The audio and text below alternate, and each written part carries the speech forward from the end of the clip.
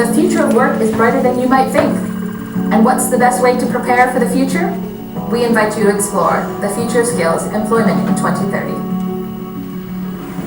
All right, so you guys should try to be a part of this conversation in every industry that you're interested in, okay? How do you do that? Well, companies can help you get there. Mentors is the best way.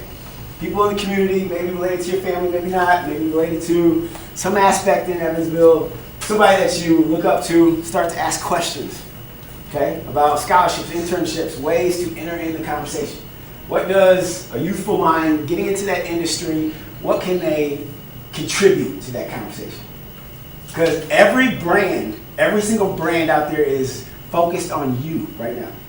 Because you're going to be the new money that are going to be the buying trends of tomorrow. So they're trying to figure out, what do you guys think about? How do you guys use Snapchat?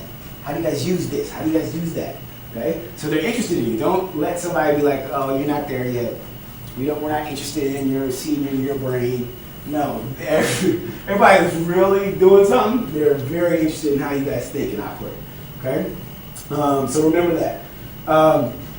Now, one of the coolest parts too is, we're getting ready to get to that iRobot. You guys are going to be working around a lot of crazy technology and computers in the future. Robots are not going to replace everything at all. The first wave is going to be the one task type of job. So you're in a factory and you hit a button and these big arms come down and cut this piece of steel for the automotive industry, right? So those are going to be the easiestly replaced. So they want you guys to look for jobs where you have 4 or 5 different tasks and you have to use the human brain to come up to solve that problem, that solution. And I will tell you guys this, if you can pick up the skill of programming, okay, it's very hard to do. Some of you guys can pick it up like that, but I would do it if I were you, regardless of what your interest is. Even if it's behind sports, you want to own your own restaurant or whatever, because computers are going to be so much part of our world. The people who can tell computers how to operate and how to do specific things for your industry are going to be the wave of the future. They're the wave of right now. If you're a programmer, you don't have to look for jobs right now. They're looking for you. And that's, I promise, across the board, if you guys don't understand that concept, research it right now. Like the sought after careers right now have everything to do with programming in every industry. Okay? So it's hard. What does that look like? So you guys go to a community college, and maybe you're going to get into education. See if there's a programming class that you can take with every semester. Will it be challenging? Yes. Will it pay off in the future? I promise it will. Some kind of way to pop back up in your life. Okay? So try to think about that. All right, so social development. A lot of times we don't touch this, guys, but this is life. Now, it's not, everybody's situation is different at the start. Your parents, some people have 2 parents at home, some people have 1 parent, some people have foster parents, some people are being raised by their grandparents. Guys, life isn't fair at the beginning, but it has nothing to do with where you end up, okay? So, some of us, if you look at these 4 things down here, family. Some of us would honestly replace some of our family members if we could, but you can't. The one cool thing about it, guys, is as you get older, you're going to start to appreciate your family more and more and their perspectives and why they're saying things that they say, why they're nagging you about things that they do right now, because it's what they lived and their perspectives. So as you gain years, you're going to look back and be like, oh, they had to go through a lot more hardship than I did, and that's why they keep telling me this or that or something. Okay? That's something you can't change. You'll appreciate it more in the future. Now, this second one is the most important. Your friends. The people that you'll attract in your life over the next 3 to 10 years. Guys, I want to give you an example. I really want you guys to all understand this, take it in, and please know that I mean the best for you, okay?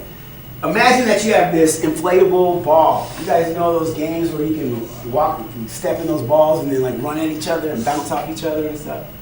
You know Here it is. Like, really listen to nothing else. Listen to this story, people. So imagine you have an inflatable ball, okay? You guys are in your ball right now. Life is good. Now you only get one of them. You can't get another one in 10 years from now. All right? So everything's good. For most people in Evansville, Indiana, most people in the Midwest, life is pretty good. Now there is some struggle in that. I get it. But for the most part, worldwide, we're pretty good. We're pretty all right. All right? So imagine if your ball starts to rub up against somebody that has some rough edges, or even a sword. What happens to that ball? Pops. Pops. Now, this happens in life. What happens when a ball pops? You start to feel different things as you walk through life. Because of that pop, you're starting to look behind your back and worrying about, oh shoot, I gotta watch out for stuff now. The reason I'm saying this is because when you attract people in your life, as you start walking, when you're freshman year of college, you're gonna attract people in your life. And you really don't know their upbringing, you don't know their core values, you don't know if they're hungry for success like you do. And so the people that you allow in your life, sometimes they're capable of blocking your success. It happens all the time, right? And that can be relationships, that can be your best buddy or what have you. Does anybody play football in here? Anybody ever play football? Okay, all right. Stiff arm, right? Some people in your life, even though they're cool and they want to be like, I want to hang out all the time. Sometimes you're going to be like, yo, let's hang out on the weekend. Like stiff arm, like, hey, bro, I need a little distance, man, because I got to study.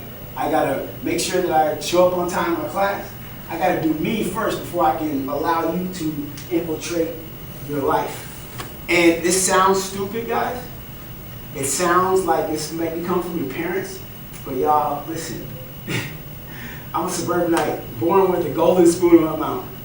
And a lot of my friends that were on their level, some of them are dead right now because they allow people in their life.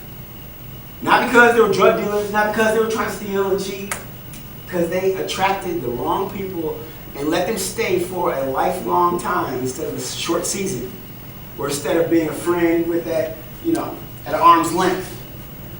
So take that example and apply it as you guys go through life. You're going to be attractable to everybody. Trust me. I was like, oh, I'm the man, especially when I went to LA. Like, they were like, I'm like, ooh, I'm about to do it. Like, ooh. And little do I know, 75% of them had like a sword behind their back. And this sounds weird and gory and kind of crazy, but I'm so super serious, guys. Protect your future. Protect your dreams. Know that you only have one of those bubbles. And if you hold your dream tight, then nobody can take it from you. But if you're like, oh, here's my dream, everybody, somebody just come pick it off and knock it off. And, so it happens, guys. So this is where most of my hurt in life has come from. Not because of struggle, not because of I didn't really get the dream job. No, it's because of I allowed people in my life that didn't really hunger for the things that I do. So you always want to have that mindset, okay? Hope you guys get that. All right, now we're talking about mindset. How many guys would say you wake up every day or most of the time you're opportunistic or you're an optimist? That life's good, right? How many guys are pessimists? Okay, that's all right. It's okay to be. So the rest of you guys, you probably be in that gray area, right? Okay. I'll just say this. The people that change the world, the people that innovate and allow us to be on social media right now and be playing with Facebook and Snapchat and all these unique things and innovate in the world, I believe most of the time they're optimists. The reason is you have to keep your head up to see the gaps in life. Because what comes from being an optimist? Opportunities. If you're just always down into what the real, it's never gonna happen for me, that's not gonna work, that doesn't exist, you can't change the game by thinking differently, you're gonna walk the path everybody else has.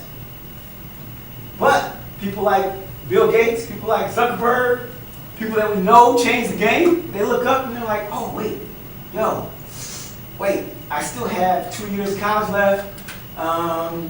I could just finish and then get the job and then try to think of Facebook, or I'm gonna go for it.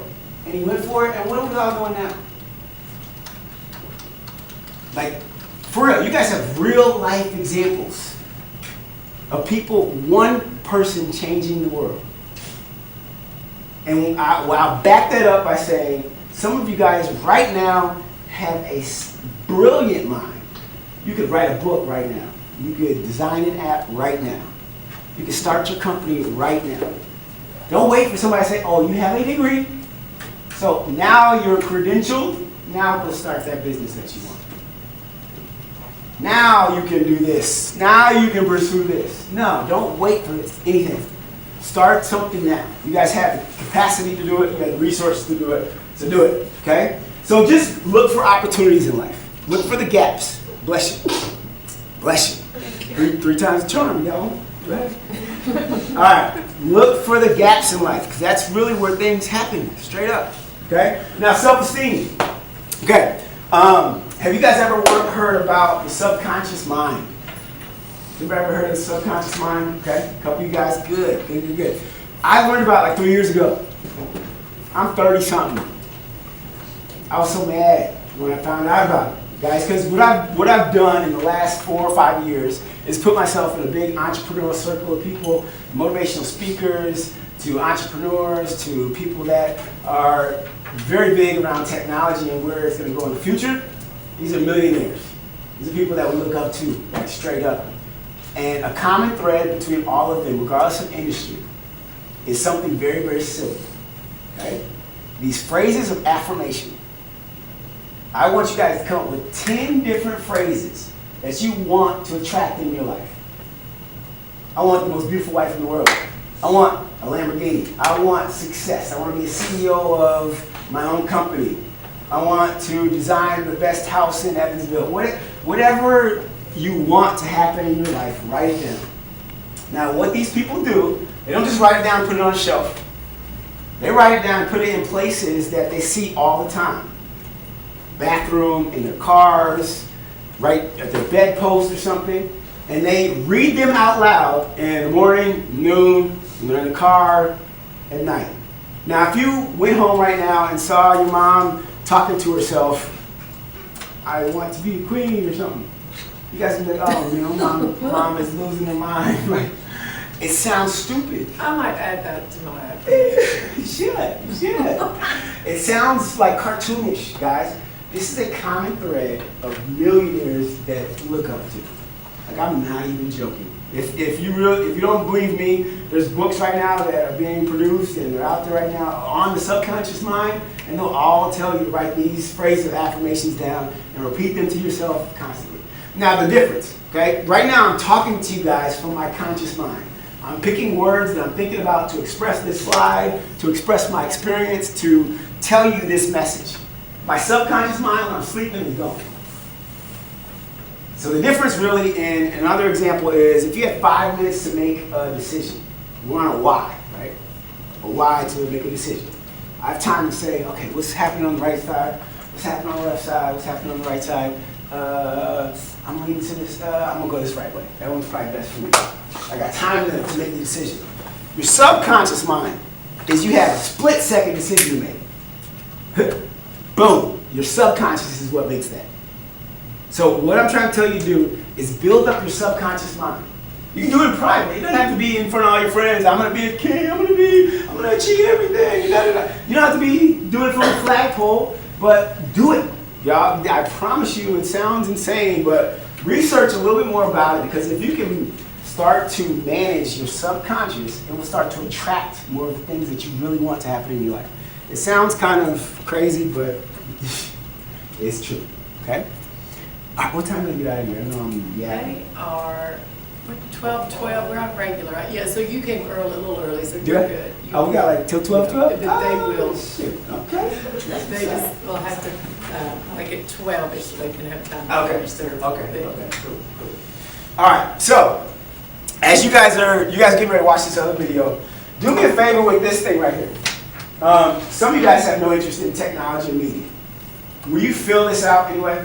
That's kind of how the boy gets paid on these things. Now wait, let me tell you this. You guys are seniors. You're the most hottest commodity to any college on the planet. So if you put your real cell phone number and you know you're going to Ball State, like they'll still call you, trying to be like, hey, we have a conversation. So put a fake cell phone number in or whatever. Just fill this out for me, please. And at the bottom, it does say, if you're not interested in full sale, but there's some other areas you might be interested in, you can check that. And they'll probably send you a website to something that you can start to pursue some other things. Okay? Fill it out quick and then look back or listen to this video as you guys are doing so. Okay? Erickson's theory of psychosocial development identifies 8 stages which a healthy individual should pass through from birth to death. At each stage, interests. If we are held back or told that what we do is silly, we can develop guilt. We are now learning from the entire family. Stage 4. Industry versus inferiority. Now we discover our own interests and realize that we are different from others. We want to show that we can do things right. We ask if we can make it in this world. If we receive recognition from our teachers or peers, we become industrious, which is another word for hard-working. If we get too much negative feedback, we start to feel inferior and lose motivation. Our neighbors and schools now influence us the most. Stage 5. Identity versus role confusion. That's where you guys are at. During adolescence, we learn that we have different social roles. We are friends, students, children, and citizens. Many experience an identity crisis. If our parents now allow us to go out and explore, we can find identity. If they push us to conform to their views, we can face role confusion and feel lost. Key to our learning are our peers and role models. Stage 6. Intimacy versus isolation. As young adults, we slowly understand who we are, and we start to let go of the relationships we had built earlier in order to fit in. We ask ourselves if we can love. If we can make a long-term commitment, we are confident and happy. If we cannot form intimate relationships, we might end up feeling isolated and lonely. Our friends and partners are now central to our development. Stage 7. Generativity versus stagnation. When we reach our 40s, we become comfortable, use our leisure time creatively, and maybe begin contributing to society. Our concern is generativity. If we think that we are able to lead the next generation into this world, we are happy. If we did not resolve some conflicts earlier, we can become pessimistic and experience stagnation. People at home and at work are now who influences the most. Stage 8. Ego integrity versus despair. As we grow older, we tend to slow down and begin to look back over our lives. We ask, how have I done? If we think we did well, we develop feelings of contentment and integrity. If not, we can experience despair and become grumpy and bitter. Time to compare us with mankind. Erik Erikson was a German-American psychologist who, together with his wife Joan, became known for his work on psychosocial development. He was influenced by Sigmund and Anna Freud and became famous for coining the phrase identity crisis. Although Erikson lacked even a bachelor's degree, he served as a professor at Harvard and Yale.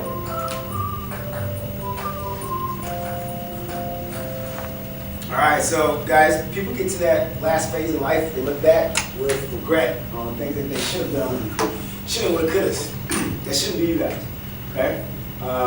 You guys are in that stage of trying to find yourself, where it might be a little bit different than what your parents look like, or people around you. Keep digging into that, what makes you unique, what makes your heart tick. That's supposed to happen. All of us go through that challenging stage of identifying who we are. But don't just sit there.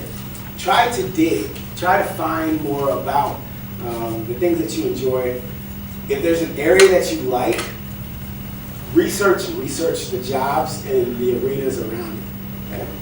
What makes that industry stand up? I mean, somebody in here can say, I love the X Games and it'd be a dream. Great, there's all types of companies, there's all types of things that support that industry to make it become what it is.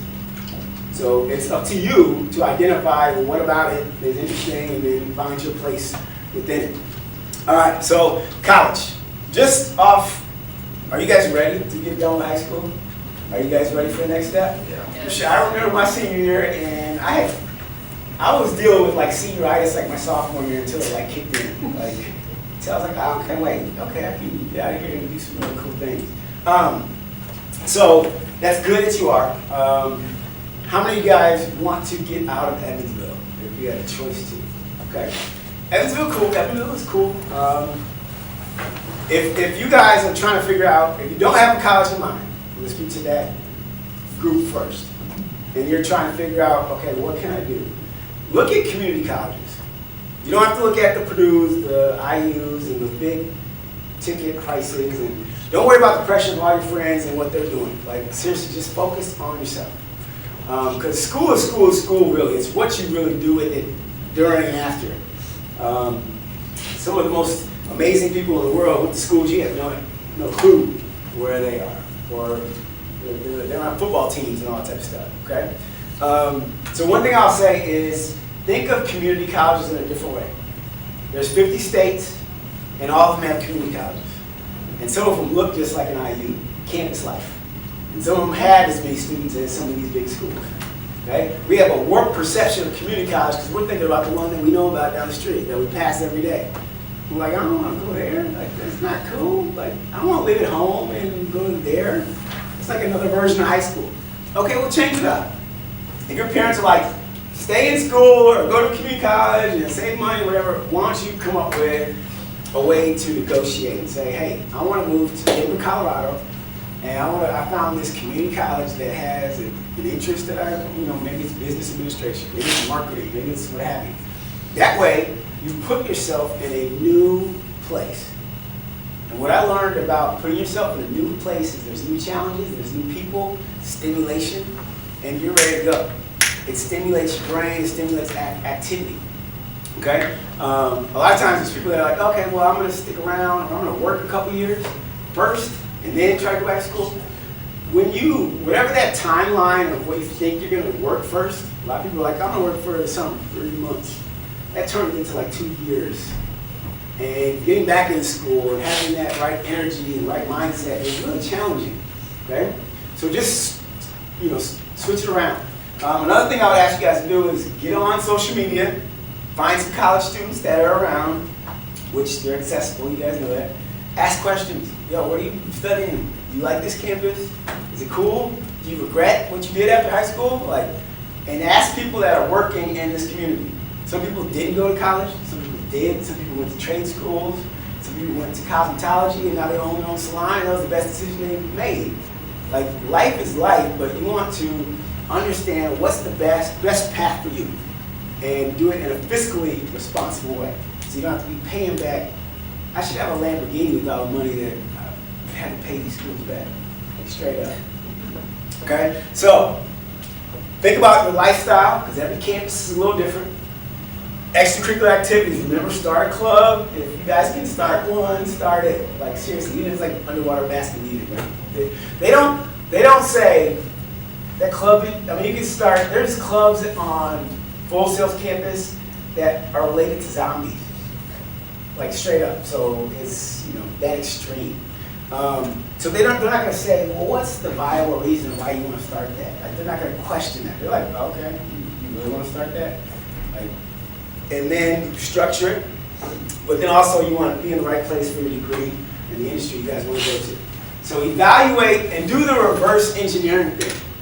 If you guys want to end up looking like a certain person or a certain industry, go to that end and say, what's the best way to get there now? Don't say, yeah, I want to end up looking like that, and then you get advice to do what was 20 years ago and you start going like this. Just like they did to get there. Maybe now there's a school that can go, and then you just need some experience and get right in the door.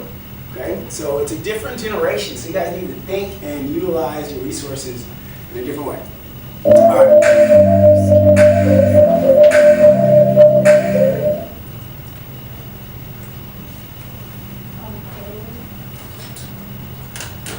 Alright, we need to go. Hey guys, welcome back to my channel. Okay, we're doing a day in the life of a college student vlog today. Someone requested it, so pretty much I have 4 classes today and 2 midterms.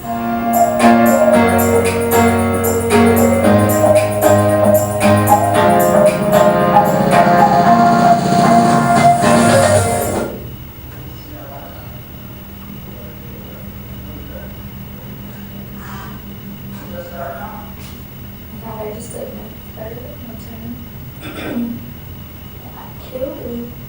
Now I have a 2-hour break and then another midterm for macroeconomics. Preach.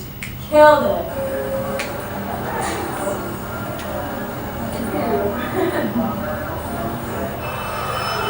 Just got some food, we got rice bowls, and now I have to study for my next midterm.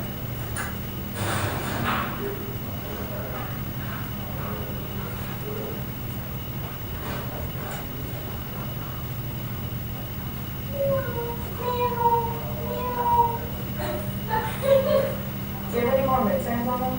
Nope, I am officially done for the semester. Really? Which ones did you even have?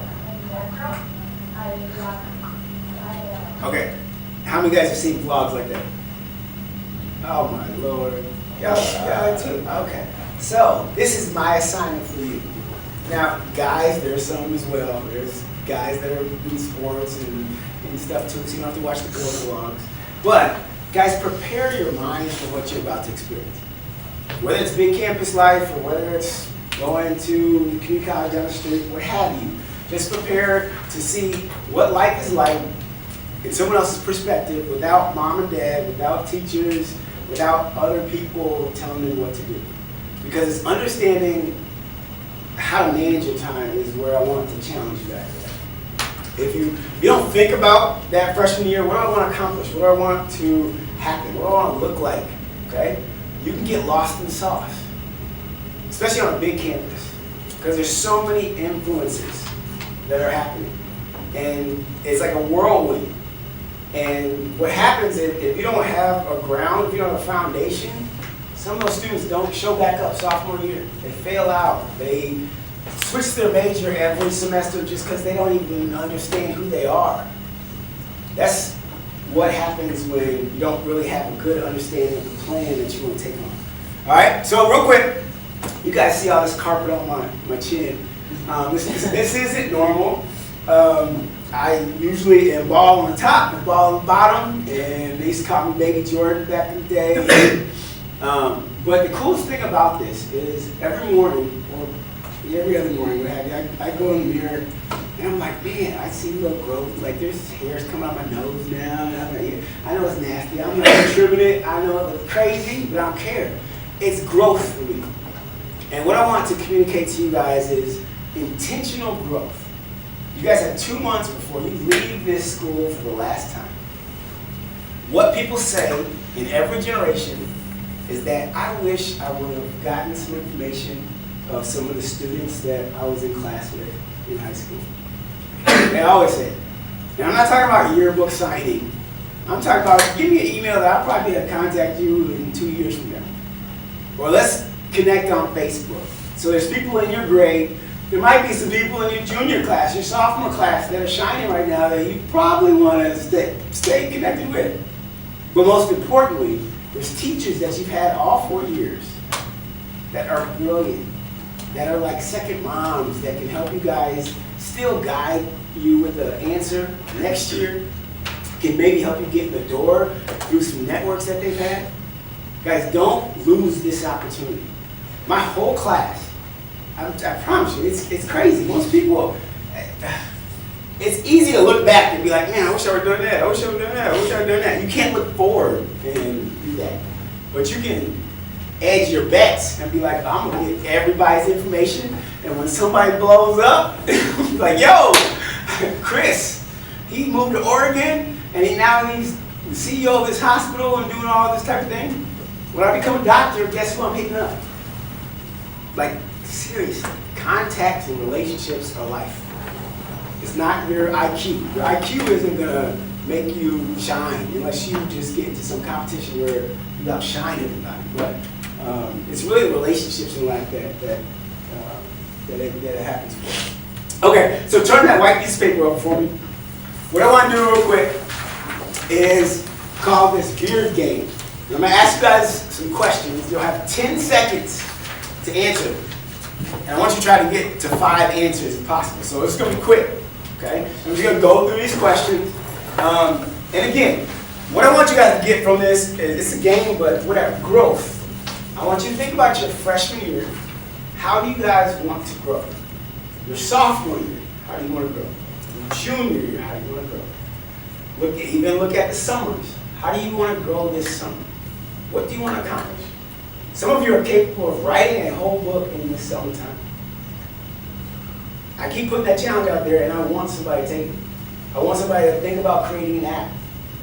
Like, for real. You guys are capable. Maybe you've never put your heart into anything before. Maybe you have gone through high school and given 60% effort because it was that easy for you.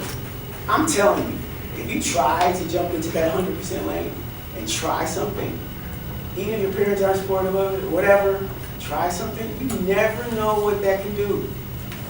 That can break you into the stratosphere of people paying attention to you and opportunities and change the game, like straight up. Okay, so 10 seconds. Get ready to think quickly and write down some things quickly. All right, first one. 5 things I learned in 2017. Last year.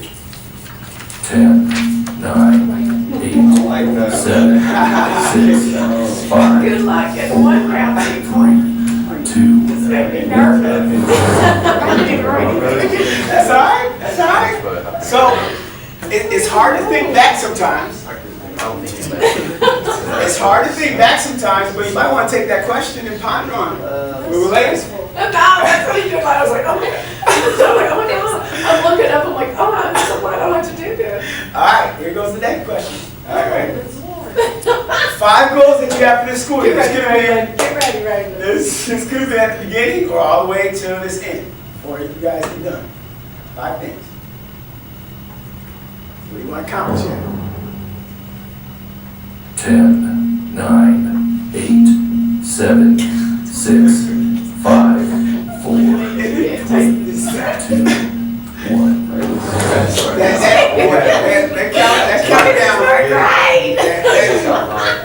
That countdown builds anxiety straight up. Okay.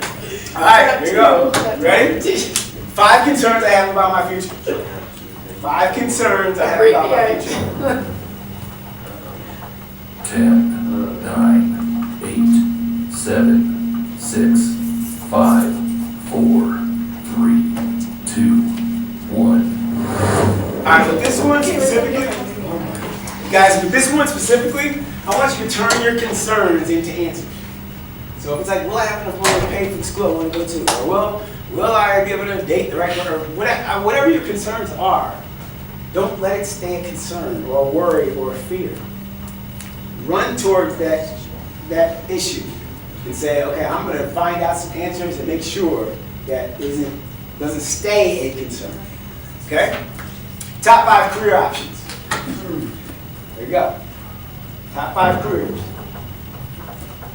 10, 9, 8, 7, 6, 5, 4, 3, 2, 1. All right, so some of you guys might have 1 or 2. Some of you guys put off 5. Right? I would suggest you guys come up with a top 10 list. Why would I suggest that? Because sometimes, anybody got? Just because it doesn't work out, you have to follow that plan. Guys, the more fallback plans you have, the better you're going to fall into something that you've already thought about. That you're like, oh, I actually have somewhat of interest in that, or I actually have a lot of interest in that. And instead of somebody else pushing something on you, you've already thought it out. There's not many times where that number 1 opportunity happens for people. Okay? Sometimes doors get shut on you. Sometimes opportunities happen or doors close, but if you have a game plan number 2, game plan number 3, okay? One of my friends wanted to be a commercial pilot. Well, when you're trying to be in a position like that, like your eyesight matters, I think your height even matters, like there's some unique things about becoming a pilot that I don't really know about. But somebody's eyesight, I'm like, well, can't you get a laser surgery and fix it or something? Nowadays, like, really seriously, it was something that stimulated him and he could not become a pilot because of that. But he had a backup plan. So that's what I'm suggesting you guys to do. All right? Top 5 pet peeves. This one's kind of funny. Top 5 pet peeves. 9, 8, 7, 6, 5, 4, 3, 2, 1. All right, the reason this one's up here is so I got right. She's like, can I write 10? So it's okay. It's okay to. Take a spot for it. There you go. Yeah, that's perfect. All right. Thank you. That'll happen. Alright, I'll let you. Anything else you need? I'm good. Guess I'll let you get introduce yourself. I feel like Key off anytime, guy.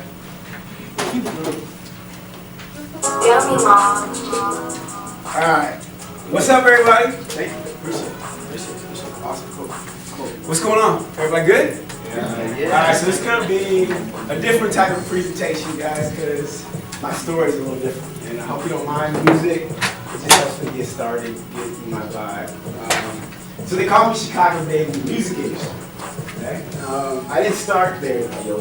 I actually started in engineering at this school, which you guys probably all know about. Purdue.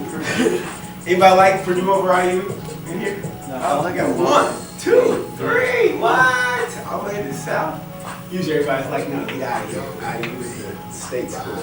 But anyway, I was good in science and math, and had pretty much straight A's and B's in high school, and 3-sport athlete. Kept my head down, didn't get in any trouble, right? And I didn't really know what I wanted to do after high school. I really didn't think about it. I was just thinking about social stuff. I was thinking about campus life, what it would be like. But when it came down to making a decision, I was only making it based off of what my parents wanted for me. So basically off of what my counselor said I should do, my teachers, like I was in all the AP classes, and I performed well. So they were like, you should go to like medical school, you should do engineering. And I was like, okay, well, sounds pretty cool. I'll think about one of those two. And so I ended up choosing Purdue. But let me back up a little bit and tell you guys, one, I have the name Chicago Dave because I'm from Chicago. I also was raised in Michigan and Indiana, and I actually graduated from a school in Michigan and went to Purdue. So first lesson, real quick. When you cross state lines, what does that mean in terms of paying for school? You guys will pay more. Right. So somebody give me an estimate of. So I was going to go to University of Michigan, but I decided to go to Purdue. Give me a difference. Give me some numbers. What do you think? In-state? 17%. Yeah, Okay. if you're in-state, normally it's around 17,000, depending if it's like a local school. Yep. But if you're out of state, it's like 24,000 and up. Okay. So I'm a little older than you guys. So back in the day, it was like 13,000 in-state, right? And then to go to Purdue, even back then, it was like 45,000. Okay? So, right, exactly. So, my first thing that I want you guys to take home is understanding your plan of action, what you want to do after high school, and what type of school you want to go to. Understand the fiscal responsibility behind it. Fiscal meaning finances. What you pay in the moment, but what you're going to have to pay in your 20s and 30s, and how long you have to pay for it. I've got still probably like 10 years or something on both of these schools I ended up going to, okay? So anyway, I ended up getting my bachelor's degree from Purdue, but let me tell you the story of why I'm even here, why I even care about what you guys are getting ready to do, okay? Because I woke up my junior year in engineering, not wanting to be an engineer, and at this school full of engineers. So what do? Do you like change majors for your last year? Do you switch schools? Like, no, don't start over again. Guys, I got advice from my parents, my counselors, and all that type of stuff. They're like, finish what you start. So that's number one, finish what you start, because you can always do something on top of that. If I would have left school, if I would have said, you know what, I'm going to start over at some other program or whatever, basically, Purdue wouldn't even have been on my resume.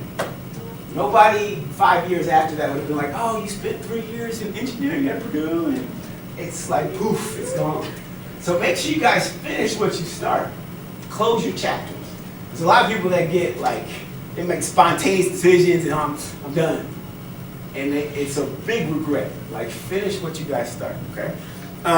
So I woke up my junior year. I didn't want to do engineering. They kept bringing in electrical engineers, and chemical engineers, and civil engineers, and I respect engineering. So some of you guys are going to be engineers, and I want you guys to be the best engineers you can be. We need them. They're behind every company. They change the world. They're awesome. They're just not me, right? So I'm like, so what do?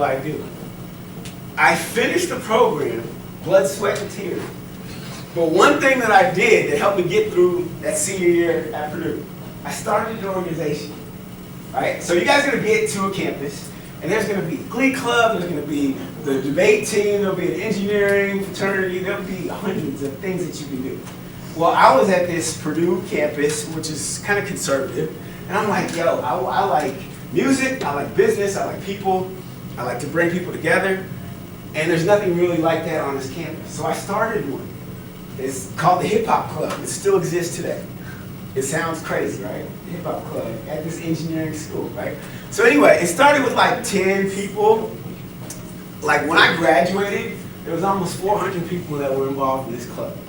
And what we did was bring in DJs. We talked about music. We broke down lyrics and how they meant, to people and people who they liked, and we threw concerts, and it was crazy. It was ridiculous. What I'm saying is, I hope you guys will go through that experience though, because everybody looks at my resume and they're like, Dad, I started that hip hop club. They're like, wow, that took initiative, and wow, you put that all together, and they're asking questions about it and all that type of stuff. So I got to meet the president of the university because I started that hip hop club. I got to meet about 4 or 5 different CEOs because I started that hip hop club. Because at Purdue and a lot of schools, they'll invite all of the presidents of these organizations to come together, and these CEOs, they'll talk about their companies and what opportunities they're working on and all that type of stuff. So I went from a number at Purdue to being on the website, the Purdue main website, being the president of the Hip Hop Club. It was crazy. So I suggest all of you, if you can, look at starting an organization. And it doesn't exist on the campus that you get to, straight up. It's easy. The paperwork's already there. You just have to fill stuff out. You have to find an amazing professor like Mr. Kent and go out and get somebody to sponsor your organization, and you get a few friends to be the secretary, administrator, whatever, a couple roles, and you're good to go. So anyway, I finished this Purdue degree. Guys, but the reason I want to talk to you guys is that I chose engineering just because I didn't take the time to really think about what I wanted to do. And that's where you guys are at. Some of you guys are seniors, some of you guys are sophomores, you got some time. But we have this culture of, oh, I'm good. Like, as long as I get some good grades in high school, it's just gonna come to me, I don't really have to worry about it right now. I don't think that is a good space and speed to be at. Because if you go over to Italy, if you go over to different countries, guys, like their freshman year, they know 4 different languages, and they've already decided that they're going down the medical field track. They've already decided that they're focusing on computer science, and they spend all 4 years developing that skill set. We're kind of lax. I mean, we got it good, but when we wait, we could end up in a situation being at the wrong school, studying the wrong degree, and having no interest in it. Now, I hope that's not you, because that was a very costly decision for me. I still got that bachelor's degree, and I'm so glad I finished it. So again, finish what you start, but I don't want you guys to be in that conflicting space. So what did I do after school? I graduated, and I said, Mom, Dad, I'm not going to get an internship, I'm not going to get a job, I'm going to LA. Because my passion for music is insane. And I believe that there's people behind the scenes that make big money, and that there's organizations, stuff out there that you can do stuff in the entertainment industry. And they were like, no, you can't. It's not realistic. There's nobody else out there besides Beyonce and T.I. and the people that we see on the TV screen. So it was pretty tense around my family at that time. They basically didn't talk to me for 3 years. Because they supported most of this. They paid the bill for most of this, so they weren't happy with me at all. But anyway, I went to LA because I wanted to discover. Now, mind you, nobody supported this, nobody thought there was opportunity. But when I got down there to Los Angeles, North Hollywood, I discovered MTV, all the people that work at MTV. I discovered Capitol Records, Sony Records. I discovered live concert promotions to promoting movies and the production around movies and TV and reality shows. It's everywhere. And there's hundreds of people that work in writing the scripts to hiring the right actors and actresses. There's people that somebody writes a script of a movie. The first thing is they take that script to somebody like a production house that will say, yeah, we're gonna actually produce that. We'll give you $5 million to start it. That's just the initial amount of money needed to get started. Then there's people like location scouts. Well, they'll get the script and they'll say, oh, I'm gonna fly to Europe, I'm flying to Phoenix, Arizona, I'm flying to Spain, just to find spots to shoot certain aspects of the film. Those are probably the most glamorous careers ever, because they just fly around the world. They're like, yo, you should film Gladiator over there. It looks cool. Like, and they get paid crazy amounts of money to do it. Anyway, so there's lots of jobs out there. I'm gonna give you guys a website. Maybe you're technology minded, maybe you're creative. Write this website in. Trust me, it's gold. It's called getinmedia.com. Please write it down. Please go to it, because as soon as you go to it, you'll be like, okay, I'm glad I did. Some of you guys are gonna have to do some like papers or essays on job descriptions. These are the most cool job descriptions you will ever find.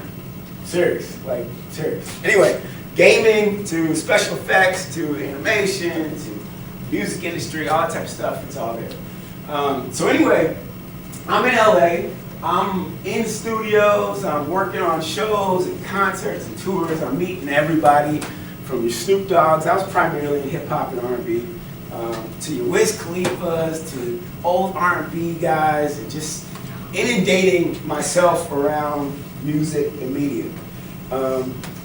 I got the name Chicago Dave from that experience because, bless you, my hustle was like outshined everybody. I was doing everything everybody else wasn't willing to do. Everybody's too school for school, like down there. They're trying to be the next actor. They're trying to be like the next personality. I was like, I just want to work on set. I want to get cool jobs. I want to, I'm gonna work my way up. I did a whole lot of things. So I have a huge resume of production. But when I was trying to get like the serious jobs and get 50,000 plus jobs to like pay for life, I couldn't get any jobs. And the only reason was, it wasn't my attitude, it wasn't my work ethic, and it wasn't even that I had a degree. Like, they were like, oh, Purdue? In LA, they thought it was an Ivy League. And I was like, yeah, it is, but it's not. They were like, yeah, it is. So basically, they were like, well, your engineering degree does not talk to our industry. So I don't want you guys to go through school and work hard, get good grades and achieve a degree, and then the actual job that you want to actually get, you can't get because it's the wrong stuff that you studied. It's the wrong credentials. And I learned that the hard way, and I basically came back to Chicago because you can't make it on not making money. So the experiences were awesome. I know a little bit of everybody, but nothing was paying me. So I came back to Chicago with my tail between my legs, and basically some of my family was kind of like, I told you so, but I was like, it's all right, it's not done yet. So anyway, I was out with my family, and we met another family that I grew up with and stuff, and this kid that is like 5 years younger than me, we're sitting eating, and he's like, yeah, I just got an internship at this gaming company. I think it was Bethesda. And I was like, well, what? Like, pump your brakes, how did you get an internship at Bethesda? He's like, oh, well, I went to this school called Full Sail. I was like, Full Sail, what? What you mean? He's like, oh, it's in Orlando, Florida. It's like 20 minutes from Disney and Universal, and they have game design, they have game development. I was like, what? Nobody came to my school and told me about this school. Like, they weren't here on college day. So I basically, that next day, I started researching about this school. And it blew my mind. It's built like an amusement park. There's hundreds of studios in there. Students go, and all you're doing is creating film projects. You're making music. You're creating apps. You're working on virtual reality. It's ridiculous. They embrace technology 100%. So I was kind of mad because I missed out on finding this school at your age. And so if you take anything, that's what I want you guys to take from this. There's schools you have no idea that exist. And I want you guys to look and kind of discover what's out there so you don't look back and say, dang, I wish I would have taken the time to check that school out. And it might even be a community college in Oklahoma that you've never heard of before. There's too many schools to name, guys. So I would, if I were you, take the time now to figure out what you're passionate about. Even if you said X Games, even if you said, you know, some crazy, unique industry. There's companies, there's jobs that exist in that lane. You just have to put a plan together to get there. So I want to tell you guys a little bit about this school. All right, guys. They have an incredible amount of unique degrees at this school. Matter of fact, I want to pass out a little sheet that you guys can see on here. Some of the degrees. Take one, pass it around for me. Be awesome. So yeah, from film to music production to animation, special effects, everything that you guys experience when you turn on TV, that's what they're talking about. And it's a real industry. A lot of people in the Midwest don't really think it's real because we don't have a lot of production around here. But it really influences our world in an amazing way. Now this might be your thing, might not, but something unique about these schools as well, okay? Types of schools like this. Guys, somebody tell me how long does it take to normally get a bachelor's degree? 4 years. 4 years, okay? So think about that. How much would technology change in 4 years? A whole lot. A whole lot, right? So this curriculum is a little different too. So typically a 4-year college pursuit is like 20 hours a week, right? This school is like 40 hours a week. It takes 2 years to get a bachelor's degree. And they pretty much emulate the real life of being in Hollywood on a movie set or designing a video game in real life. So different timelines, different ways of educating those students. So check this out real quick. I was signed up to go to traditional college. I was ready to go. I already had a roommate and all this. I had to decide what I was going to do. So we came down there, we toured the school. I ended up falling in love with it. So then I remember a few months later, here I was down here and I was so excited. An example of a cutting edge program, okay? Now you know you have the traditional ones out there, like the Purdue's, the IU's, the Ball States of the world. And they also have cutting edge aspects of their campuses, okay? So what I would suggest that you guys do, if you are going to go to IU, okay, what you guys can find out is that there's companies that are like paying for research to be done on campuses. Like Purdue has like 20 plus companies or something. You guys should plug into those degrees and look at those research opportunities because who do you think is going to have first access to internships and mentors that are on those campuses or in those companies? So there's a lot of cool things that are happening. I just want you guys to really consider these cutting edge programs because they're built for 2018. They're built for you guys.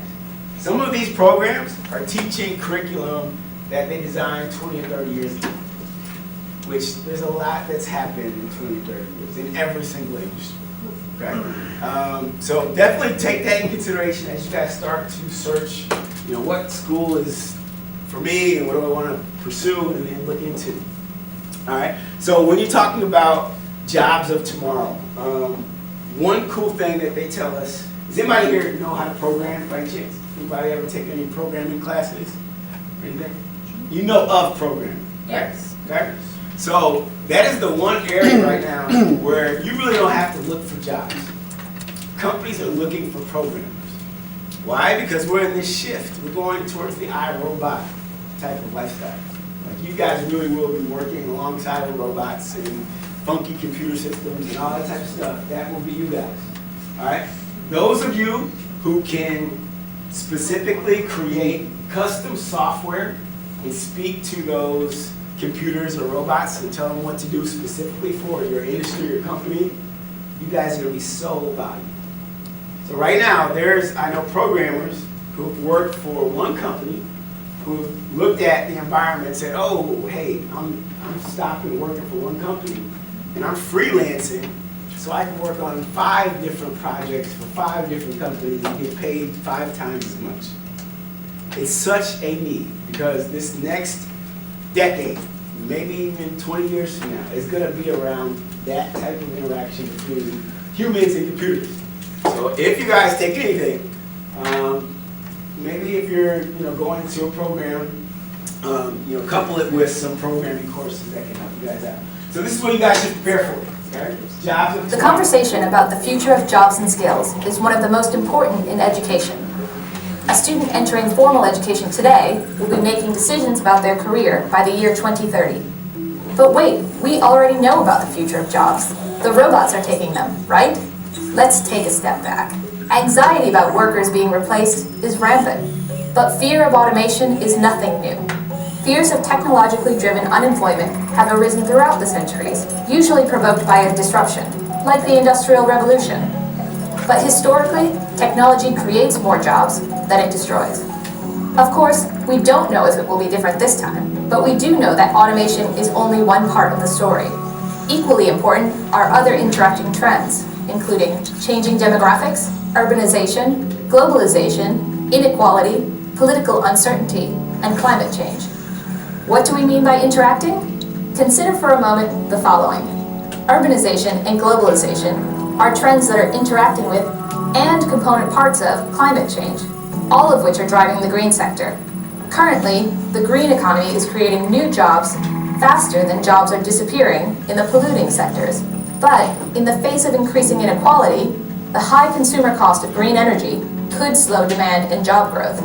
In addition, investments in green technologies are deeply intertwined with government policy, making prospects even more uncertain. Understanding how these trends interact is clearly complex.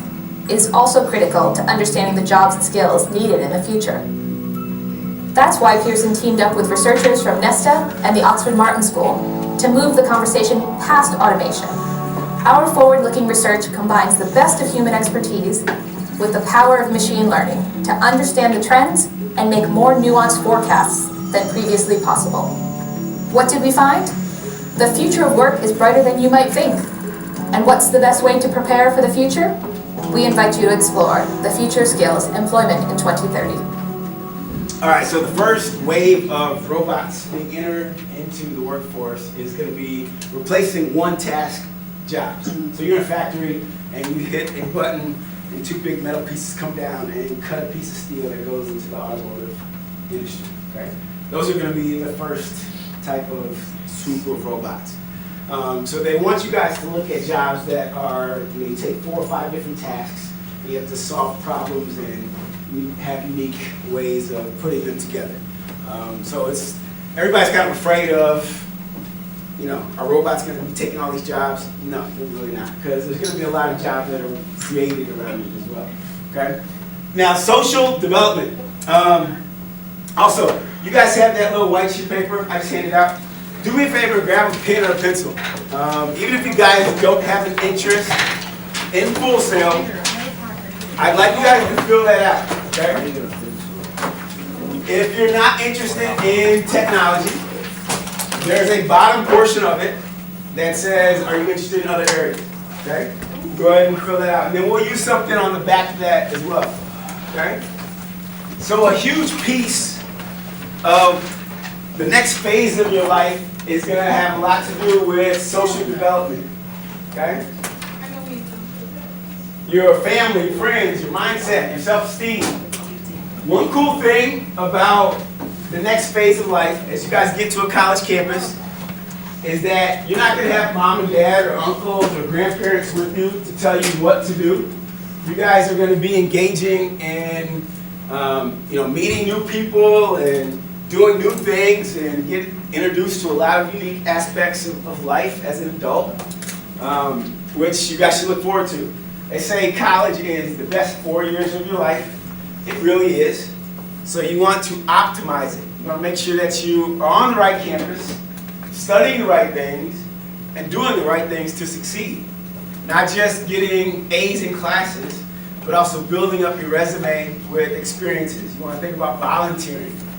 You want to think about the internship programs in between your freshman, your sophomore, your junior, and senior year that will give you guys experience so that you guys look like one of the best candidates possible for, the full-time employment job opportunities, okay? So, as you guys fill that out, I'm going to talk about a couple of different things that I think you need to pay attention to.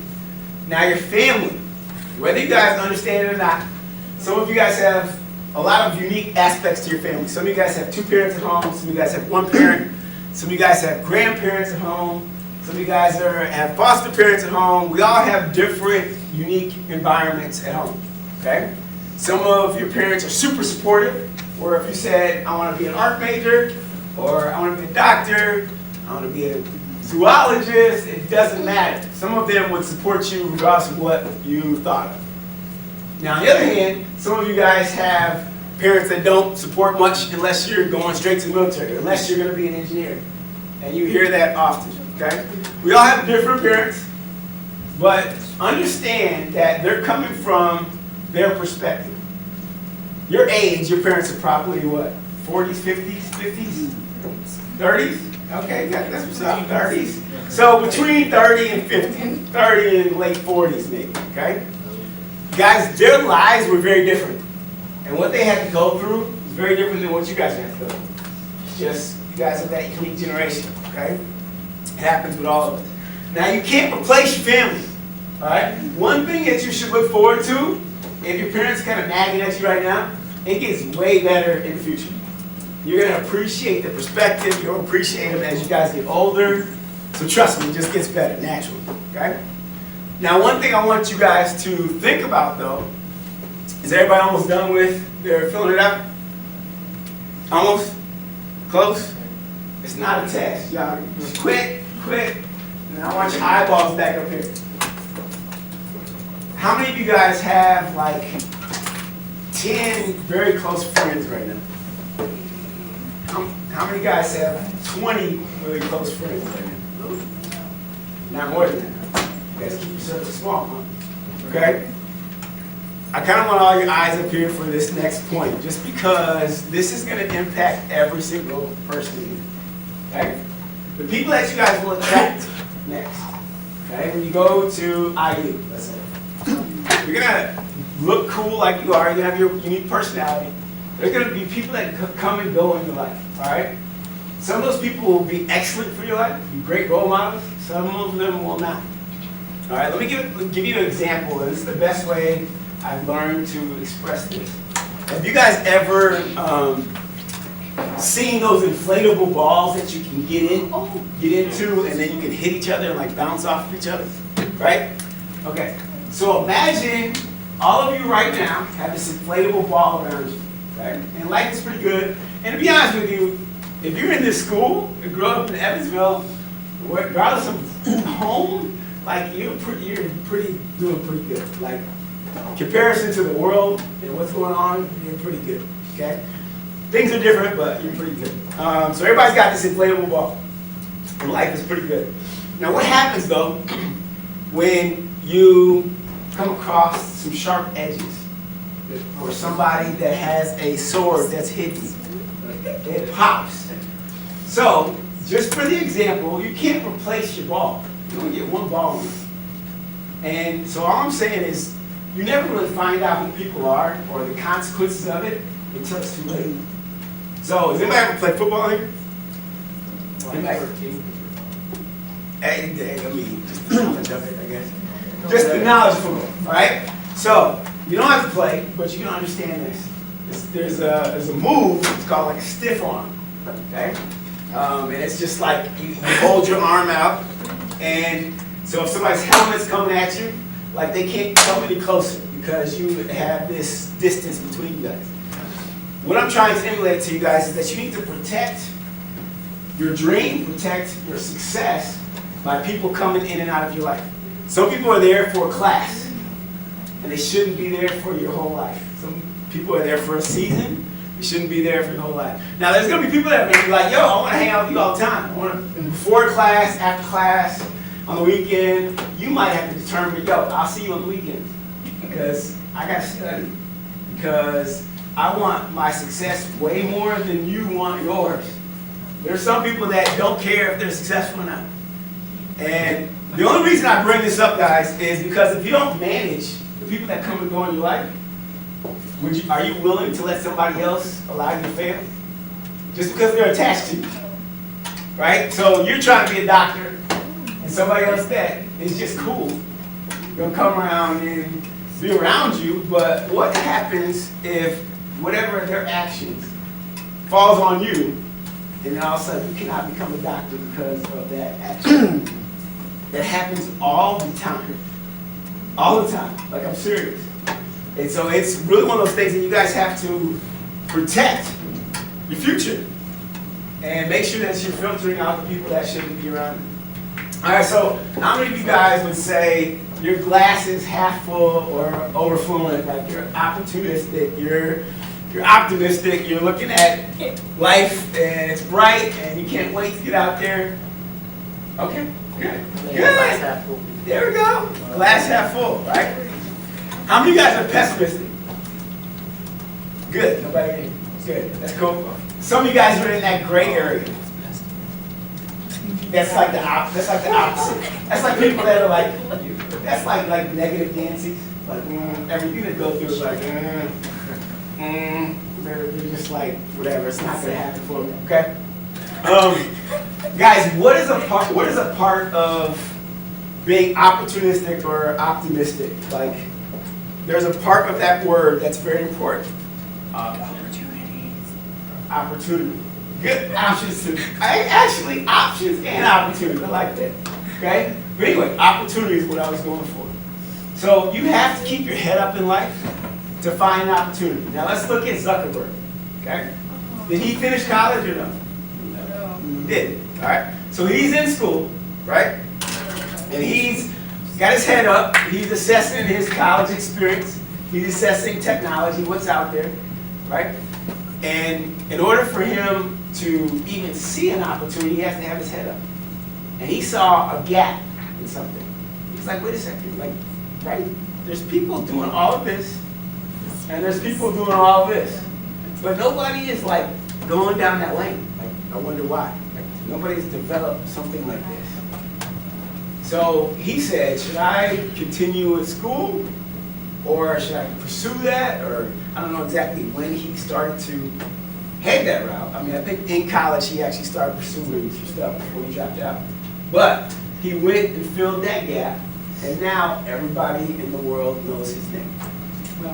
Okay? So in order to find opportunities in life, I would say keep your eyes up, keep your mindset in a positive mindset. Because if you are looking at the floor, and if you're like pessimistic and just like, you're not gonna change the world. You're not gonna find some crazy, awesome opportunity that nobody gets. Because your head's down in the mud, that is not a healthy place to be. All right? So that's the mindset part. Like, keep your heads up, guys. And then self-esteem. Has anybody ever heard of your subconscious thoughts? Subconscious. Yeah? Yeah? Okay? So there's conscious and there's subconscious thoughts. Can you tell me the difference? Okay, can you tell me? No? Oh, I blinked out during your question. That's all right. I'll explain it to you. All right. So the difference is your conscious thoughts. I'm picking words, I'm picking a vocabulary to express this slide to you, to express my experiences, to talk to you guys. This is what I'm consciously doing. If I said go text your friend or your boyfriend, girlfriend, or whatever, you guys would consciously be using your vocab to say something, your text message. Okay? Now your subconscious is going even when you sleep. Your subconscious is really something that is always going, and that's really what you attract in life. Now, if you guys don't have to believe me, there's books and stuff about this. And I only really learned about it like 3 or 4 years ago. But in the last like 5 years, or 3 or 4 years ago, to be honest with you, I put myself in a lot of entrepreneurial discussions around a lot of CEOs, around a lot of business people, people that are in innovation, people that are doing a lot of big things. Most of them are millionaires. One common thread between those people that I've met, okay, are what they do to keep their self-esteem high as possible. They write these phrases of affirmation, okay?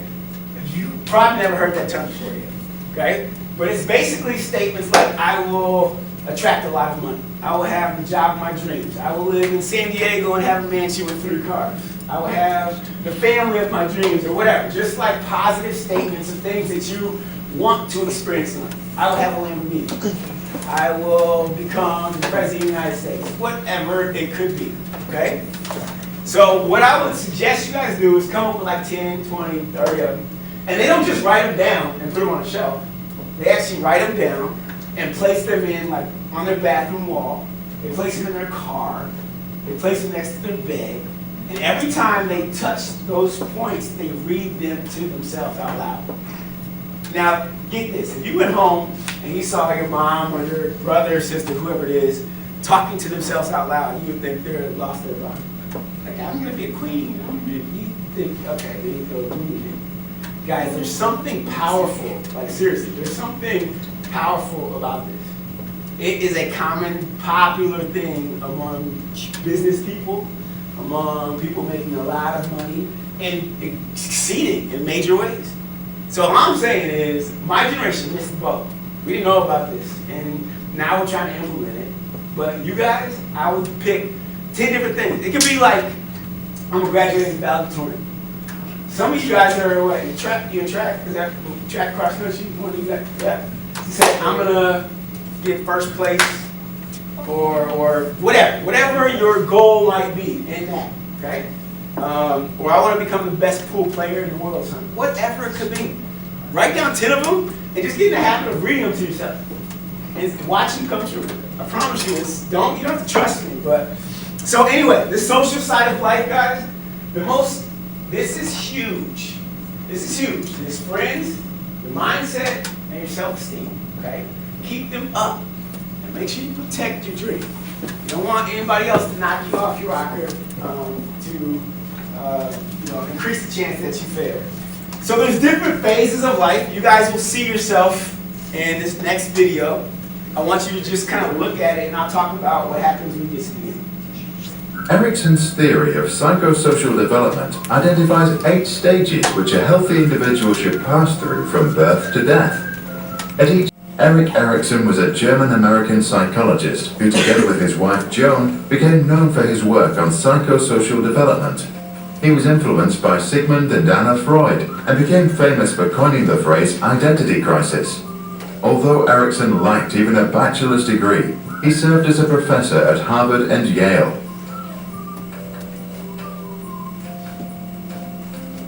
All right, so a lot of people get to that last stage, guys, and they look back and it's with regret because, again, one, you guys are just a unique generation. There's a lot of resources that even my generation didn't have that you guys have. There is a lot of knowledge that's pushed on you, even in this class, for example, that we didn't have. We used to complain like, why did we learn about financial literacy? Why did we learn about this and that until it's like too late? So make sure that you guys take advantage of the information that you've got so that you don't have to regret or anything. But there's a lot of people, unfortunately, that look back at life in those older ages and they're like, man, I wish I would have done something different. But even my age group, most of my friends are in jobs and stuff that they would definitely change it in a heartbeat if they could. But a lot of them are in it. A lot of them have families, they have mortgage payments, they got car payments, and they can't go anywhere if they wanted to. Okay? So just don't be that. Be that generation that can do what you want to do. Like, go live where you want to live, but you gotta plan it out the right way. All right, so I got this cool thing. Well, first, college, guys, definitely think of 4-year opportunities, big state schools, but also look at community colleges. One thing I want to give you guys real quick, how many of you guys are thinking about a community college by any chance? Not even a thought. All right, okay. There are hundreds of community colleges that are so freaking cool. Okay? Think about this. When we say community college, we automatically think about Evansville. We automatically think about close to us and like small. Guys, there's 50 states out there in America, right? And there is community colleges in each of them. So there's some students that are leaving Evansville, moving to Denver, Colorado, and then enrolling in a community college where it's a new environment, it's new friends, new stimulation, and you are pursuing what you might love or pursue at a school like IU or something. And it's like a fourth of the cost. So just consider it. There's a bunch of them out there, and they're not all like one building and 4 classrooms. Some of them look bigger than IU, for real. So just consider community college because it's a really cool option. How much time you guys got? 25 minutes. 25? Oh, okay, we got some time. All right, so college. One thing I would suggest you guys do is hop on YouTube, if you haven't yet, and start looking at like the day in the life of a college student. Because I want you guys to think ahead. I want you guys to place yourself in that environment and think about managing your time. Think about your mom, dad, cousin, brother, counselors, teachers. Nobody's going to be there to see if you show up for class. Nobody's going to be there to see if you ate. It's all on you and your decision making. The more time you put into like projecting and looking at that content and putting yourself in those shoes, I think the more successful you're going to be.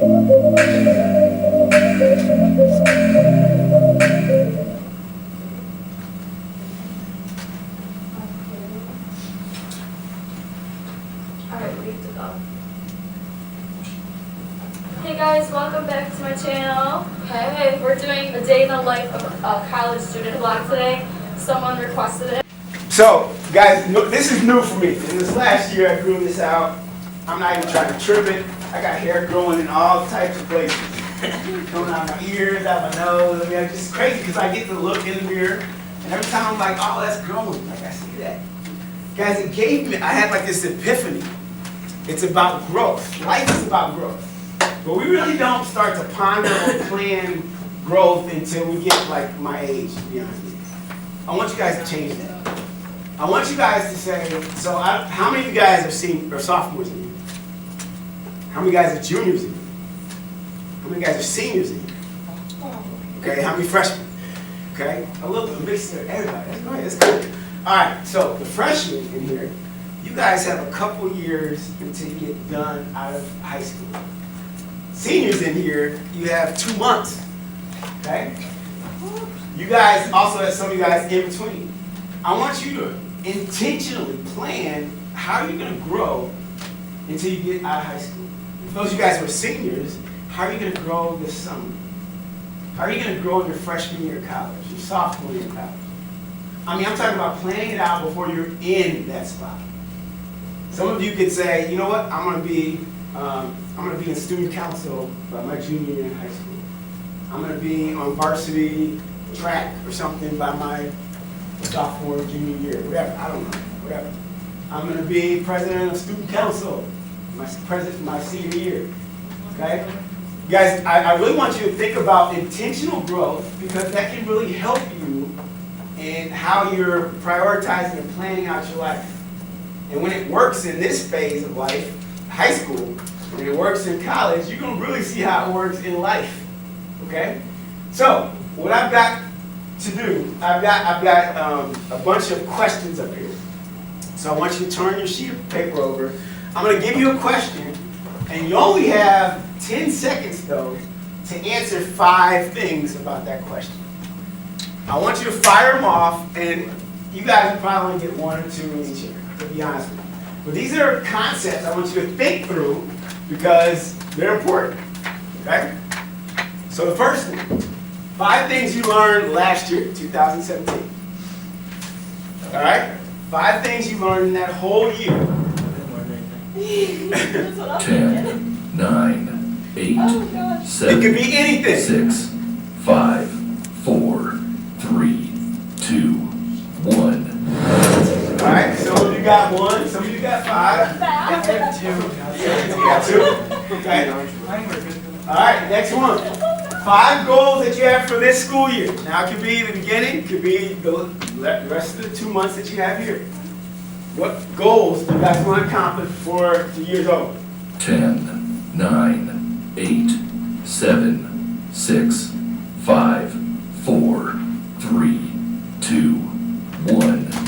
Hopefully get an A in this class is on that list. Oh yeah. All right. So what are your goals? All right.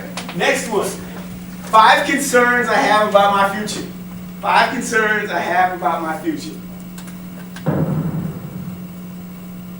10, 9, 8, 7, 6, 5, 4, 3, 2, 1.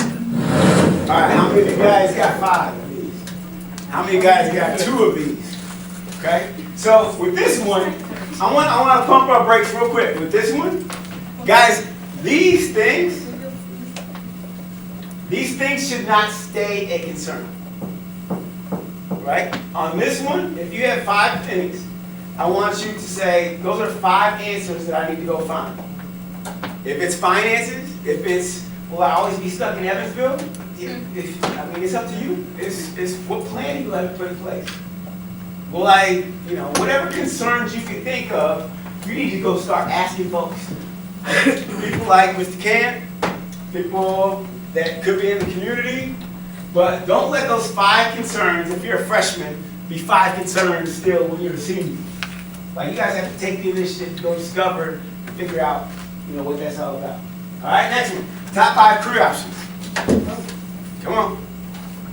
This was pretty important too. Top 5 career options. 10, 9, 8, 7, 6, 5, 4, 3, 2, 1. You got 5? Yeah, pretty much at the same time. Good. All right. So some of you guys, how many got 1? Wait. Okay, 2, 3, 4, 5. Good.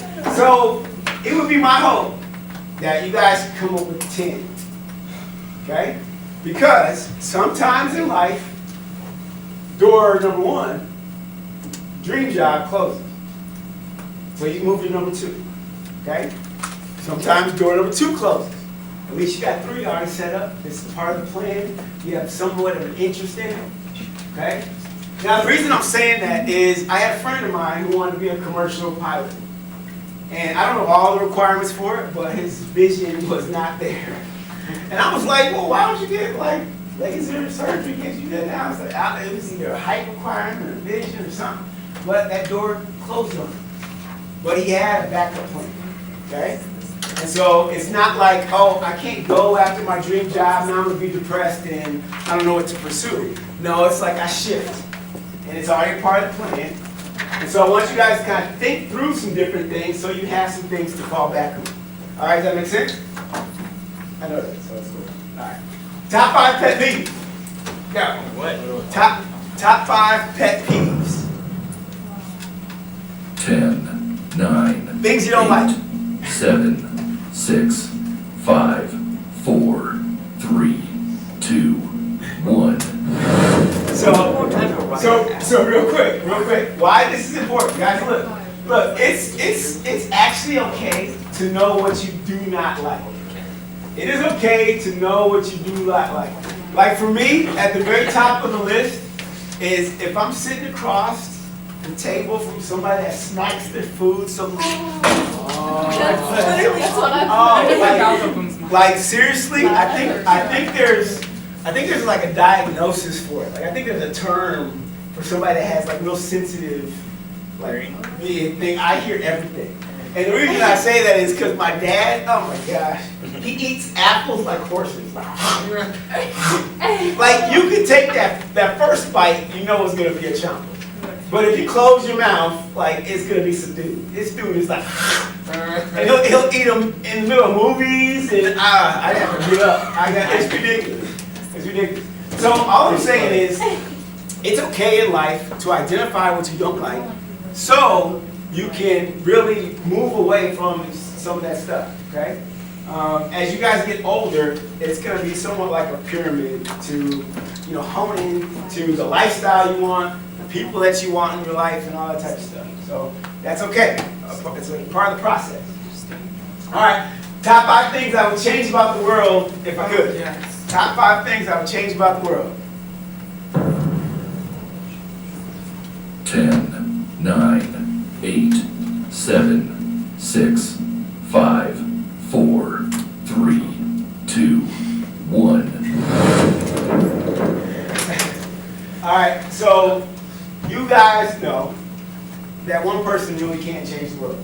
We were talking about Zuckerberg. He changed the world. There's a couple other people that you could list right now that changed the world. It could be sports players.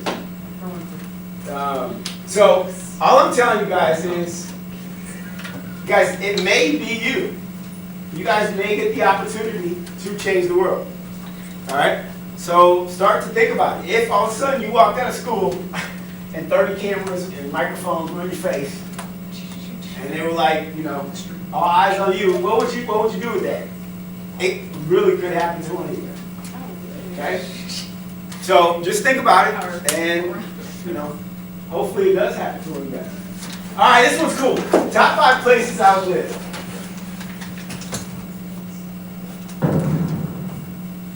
Top 5 places I would live. 9, 8, 7, 6, 5, 4, 3, 2, 1.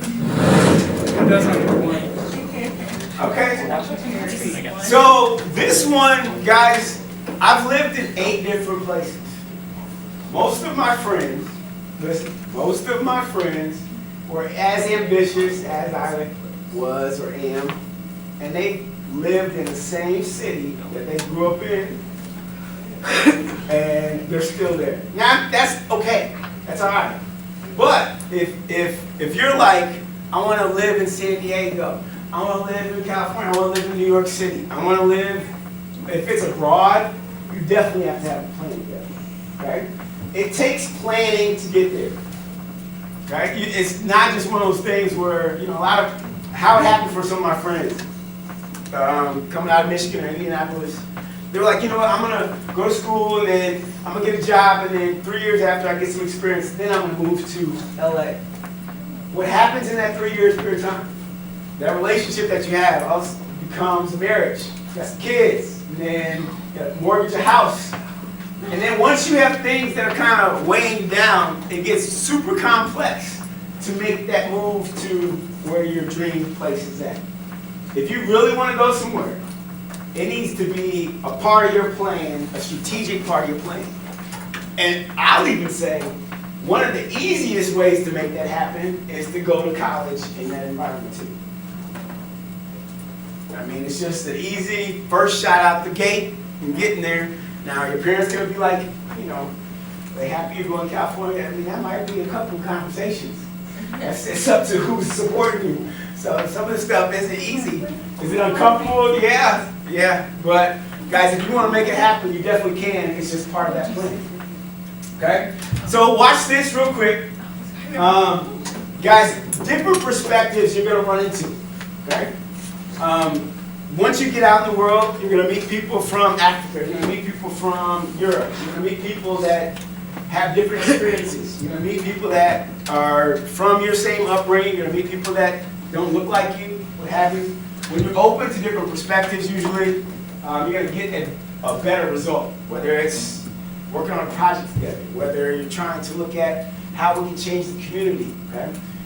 So watch this video because I think it's kind of cool how it depicts 2 different people's perspectives. Okay?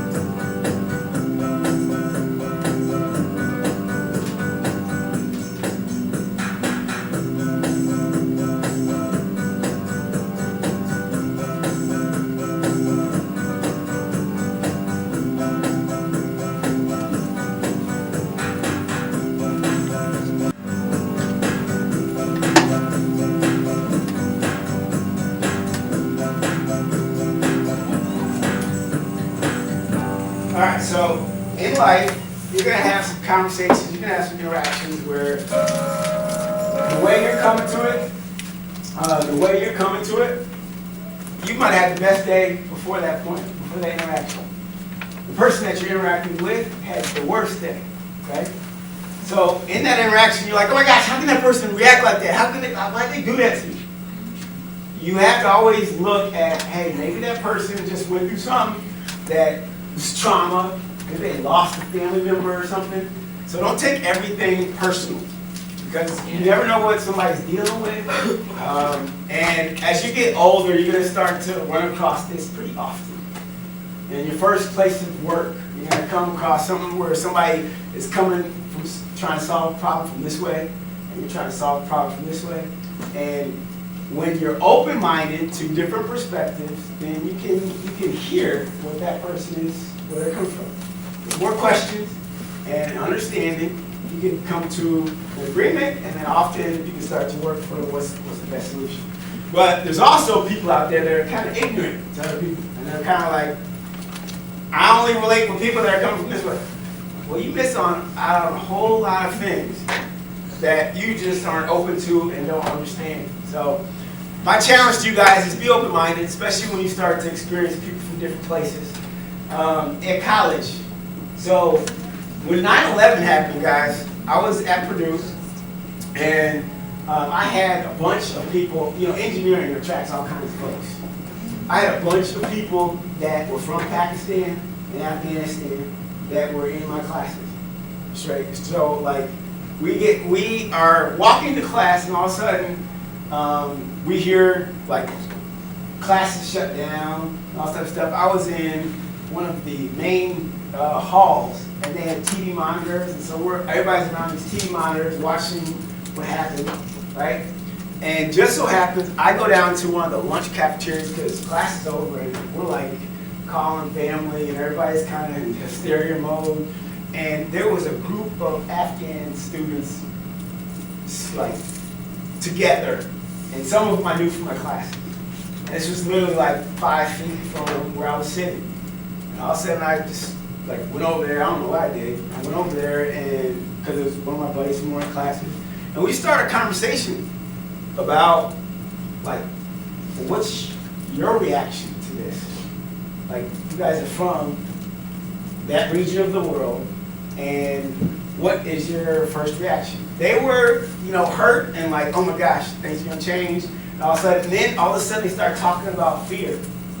Like, I'm afraid to walk outside on the college campus because everybody's gonna affiliate me with what just happened, and it's gonna act like it's my cousin or my brother who flew these planes into the towers and stuff. And so it's crazy, guys. And none of them were obviously a part of the scheme or what have you. But guys, so what I would challenge you guys to do is, if there's a fear or if there's something that you don't know about, I'm sure that those people will probably be willing to tell you more about their culture, their life, and what happened. It's kind of weird. It just happened to happen on 9/11, and it was really crazy. But yeah, just be open to different perspectives. Because you're definitely going to meet some people from different parts of the world and speaking different languages, and all that kind of stuff. Anybody got any questions for me? I know this was a crazy, weird presentation, but life is crazy and weird. Yep. What's the name of that one website you told us right now? Getinmedia.com. Getinmedia.com. Good. Yeah. So if you're going to apply for a career, they're mostly going to look toward programming and designs. To what type of career? What do you mean? I mean, if you're going for an engineer that's like an engineer career that's like go looking towards if you create designs online with building materials from graphic design, digital, and art, interior, what you have to go to some college for that? Yeah. So good question. I hope you guys pay attention. So he's talking about kind of the art and design area. They definitely want you to have your major focus on art design, whether it's related to architecture or interior design. But at the same time, programming is going to be a valuable asset to every industry. So even if you're going to be the designer, if you have the brain and the skill set to design, but you also have the skill to program as well, you're going to be looked at way more valuable than everybody else who just can design. So basically, if you're like a big top programmer, you're just going to be like getting the most important jobs than anything else. I mean, that's what they're projecting. Right now, that's the case. Right now, that's the case. Because you guys are going to be leading the computer revolution. Like, that's going in the next 10, 20 years. There's also the fear that we might, run by technology. It's a fear, but that was part of that video where it's going to take some time. There's going to be a lot of new jobs created as well. And we're not trying to eliminate all human participation. It's just, it's going to be a perfect plan, hopefully. But you're going to have a lot to do with it as well. Yeah. How you guys look at the future and how you plan for it. If you don't plan for it, if you don't do anything with computers, yeah, you probably should worry about your future. But if you implement computer technology and how does that affect nursing, how does that affect the medical industry, how does that affect civil engineering, what have you, you guys should be fine. Okay? Anybody else got any questions? No? So I got a request from you. I need one group shot of me in front of a whole bunch of students. Can that be you guys? You guys want to take a group shot real quick? All right? All right. All right. Okay, Ryan, with the lights on or off? Lights on. That would be cool. All right, let's just do it right there, around my man right there in the black. Yep. All right, so the school is just totally different. You guys have a little white sheet of paper I just handed out to you. There are some of the degrees on there. Totally different than the traditional. Okay, so let's look at what at Purdue. This is a large auditorium, even though it was fun, it was exciting. Some of you guys are going to be in that traditional environment, which is cool. Usually 4 years to get a degree, more general majors. And it was about 45,000 students when I was there. Some commuters and what have you. This is just like cutting edge. I mean, you're learning like special effects. You're learning how to design the actual characters you'll see in animation films and the thought process and the process that goes into production, the way the real industry does. So this was more of my stilo. This was more of my vibe. And I wish I found it at your age, because it was kind of expensive going to Purdue first, not using that engineering degree, going to LA, using all that time and then finding it. So anyway, it was kind of funny because I was about 2 months into this program in entertainment business and met the president of this school. And I was like, hey, how you doing, sir? Can I, and it was like in front of some people, so I was like, can I talk to you for a second? And we went to the corner and I was like, I almost reamed him out. I mean, I think I shed a tear a little bit. I'm like, I'm kind of pissed I didn't know about this school. And nobody came to talk to me about it. And there's a whole bunch of people like me in the Midwest that never hear about this school in Orlando, Florida. And they kind of had this demeanor that was like, because everything's great down there. They're almost like a Disney. And they don't see the students that missed the opportunity. So I was like, hey man, like, why aren't y'all recruiting for the school? Like, why aren't you out there letting people know that you're out there and stuff? Because I missed out and I went like all around here and I got all these loans to pay and all this type of stuff because I didn't know you guys exist. And he was like, well, it sounds like you're pretty passionate about it. I'm like, yeah, kind of. Yeah. And he was like, well, I'll tell you what. He was like, when you finish this program, why don't you help us recruit? And I was like, okay, sorry for my tone, but yeah, I was like, yeah, sure, you offer me a job. And guys, I've been recruiting for this school for like 8 years or something. Okay, so all I'm saying is, guys, when that light bulb goes off for you, whatever it is, it could be fashion, it could be, writing books, it could be working with animals, whatever your thing is, that passion, people are going to start to see that. But a lot of people don't find it. A lot of people don't find it. A lot of people are like, they're casually walking through life. They kind of halfway put effort into school, and then they start getting jobs that they kind of settle for, and then it's too late to really pursue that. And we're going to get to a slide that really talks about that. But there's different programs, traditional versus cutting edge. You guys are a generation that technology is ruling the world. Please do not be afraid to use it. Please do not be afraid to look at what it's going to look like in 3 years or something and how you guys can be a part of it. So, is anybody scared of this iRobot culture that's getting ready to come? You guys ready for it? Yeah? Like, it's literally here. It's literally here. He said the world's gonna end. So, if you go to larger cities and you walk into McDonald's, there's like one cashier. They're usually like the manager now or something. And then there's like 5 different computer screens where you go in and you put your order into this computer screen instead of there being like 4 or 5 cashiers. Guys, and the one bad part of the Midwest, even in Chicago, is like we get introduced to new technology and stuff like later.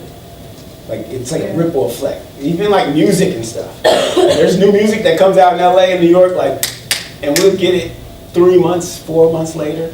It's weird, part of being in the Midwest. So we don't really feel the level of innovation and the changes that are happening in technology, but I'm about to show you a video that should wake you up. This thing is about to be available this year, okay? All right? This thing's already, whatever. I'm talking about what you're about to see. All right? So check this out. Come on. No, wait, no, you can't. Would you like a robot cooking you dinner every night? Start thinking about it. A London robotics company says it'll launch the world's first robotic kitchen in 2018 and plans to sell them for around $123,000. The theory is that it'll be able to figure out any recipe on the internet. And they say it'll be able to whip up precision meals from the kitchens of Gordon Ramsay, Nigella Lawson, all of your favorites. I know it seems a bit pie in the sky. Consumer robotics are cool at the moment, but they're not really life-changing. But the one Molly Robotics plans to produce looks like something straight out of a movie. Okay, important question. Does it clean up after itself? Yes. Can it cook anything? Well, theoretically, it can if it has the recipe off the internet. It's apparently already nailed Tim Anderson's tricky crab bisque, which often takes the man himself 5 tries to get right. How does this work? It uses motion sensors to copy the movements of the actual chef, then mimics them, and it can use pre-packaged containers of ingredients, which you could